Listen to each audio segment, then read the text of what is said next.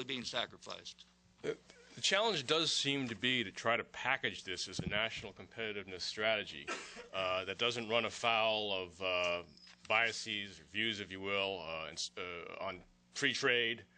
Certainly, a lot of proposals like this run aground because they're perceived as protectionist. The key seems to be to selling it, getting back to your point, Senator, about the right kind of leadership. I mean, what do you think about that? Is it possible? Are we able to move beyond some of these sort of this adoration of the free trade gods, if you will, that's persisted really for the last couple of decades? I hope so. I hope that a number of us for years have been saying fair trade, not free trade, fair trade. I mean, this goes back to NAFTA and everything else. I remember the debates I had with Bill Clinton on NAFTA. Don't get me started on that. But it is time to, in some sense, replay those debates. Excuse me, but when did it become wrong to protect America? What's wrong with protecting America? I don't get it. I really don't, particularly when the policies that have been in place for the last, 20 to 30 years are exactly the opposite. They don't protect America. In fact, they tax policies discussed here, at least in part. Why do we reward American companies with a lower tax if they offshore jobs? Not one Republican voted to repeal that tax. It did pass. We thank the Senate. We thank the House for doing it last December. But there's still more that's in the tax policy that literally rewards the offshoring of American jobs. What's wrong with a little bit of protecting American jobs? We ought to adopt the policies the Chinese have adopted. What's wrong with that? If it's good for the Chinese and they're able to get away with it under the WTO, then we ought to be able to adopt the similar policies and get away with it here. Use our tax dollars to buy American-made equipment. 18.5 cents every gallon of gas, 25.5 cents, 26 cents. For diesel, out of every gallon you buy, goes out there to buy what? Yes, I had nothing to do with the Bay Bridge. It was a horrible mistake. To save 10%, they went off and bought Chinese steel, and thousands of jobs are in China, and they're not in California. They're not in America. And at the end of the day, turned out to be more expensive.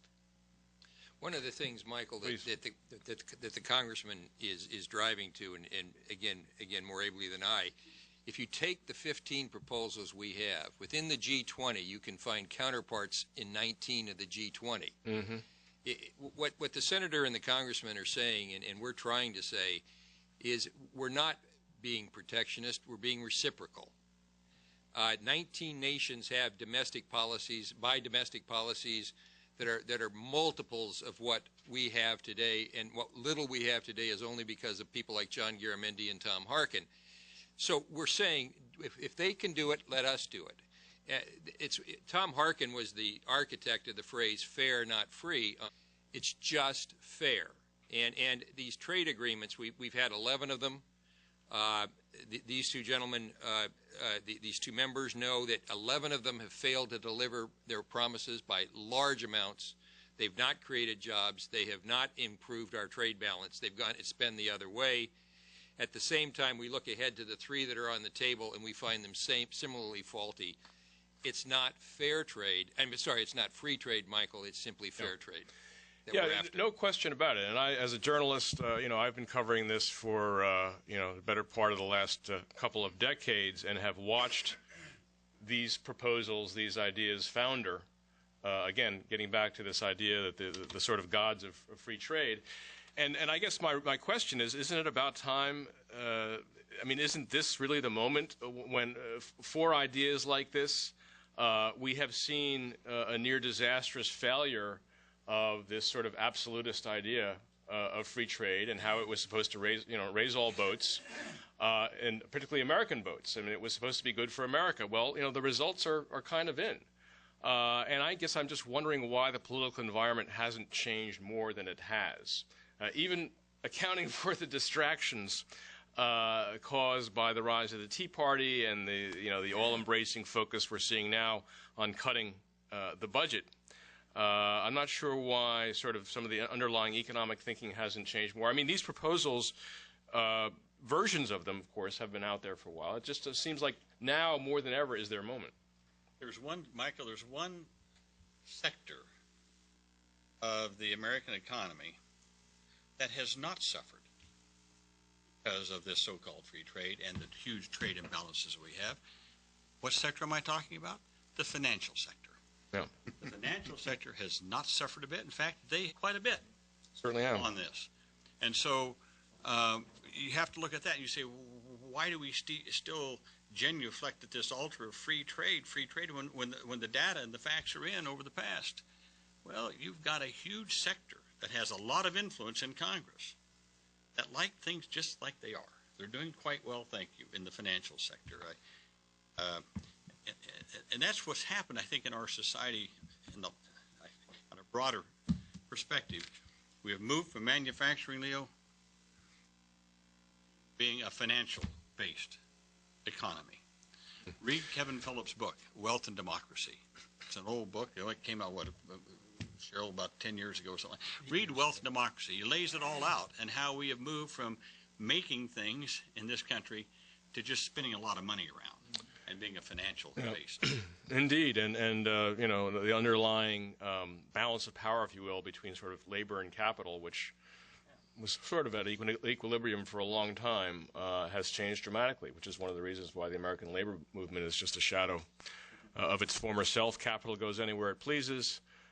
Labor can't. In fact, you know, labor is probably more restricted than it was during the period of globalization from a century ago, when migration was freer than it was. And, you know, so now you have a very, very unequal situation in a fundamental sense. If I might just take some of the recommendations that are in this report and apply them to I don't know, this thing I showed a while ago, which was, you know, Sun World. Sun World manufactures solar panels. It's the only domestic manufacturer of solar panels. The president comes in and wants to talk to me. He said, we got some problems. We got about 18 months, and we're going to have to make a decision to go out of business in America. Okay, why? I ask, and he says, well, a couple of things. A, China currency.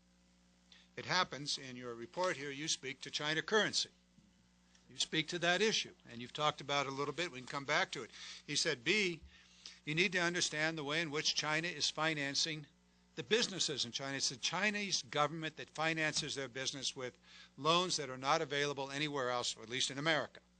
Super cheap loans, loan rates and obligations that are unavailable. Literally free money available to those companies. And he said, and then you've got the issue of make it in China policy. He said, we can't compete with that. And we're going to have to make a decision to shut down our manufacturing in America. So what does that mean? Let's see. California, $86.8 million. Let's see. Iowa on this list? I don't see it, Tom, so hang on. Massachusetts, Arizona, Texas, Oregon, on and on and on. Gone. Jobs gone because of the international or the lack of American policies. You speak to each of these things in this report.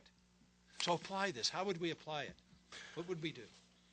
John, I think there's only, if I'm not mistaken, someone correct me if I'm wrong, I think there are really only 2, maybe 3 manufacturers of solar panels left in America. One. Oh, just one? That's the last one? It's the last one. And yet we are the ones that developed silicon chips. We are the ones that did all the research. I can remember I was on the Science and Tech Committee back in the 70s and 80s when we were putting a lot of your money, taxpayers' money, into the development of this technology, the basic research and getting it developed, and yet it's all gone offshore now. Tom, let me be more specific. This is the only company that does all of it in America. Other companies may assemble pieces in America, but this is the only company that does all of it, from making the crystal to the wafer to the cell and panel and the whole thing. Leo? Michael, I think it starts and stops with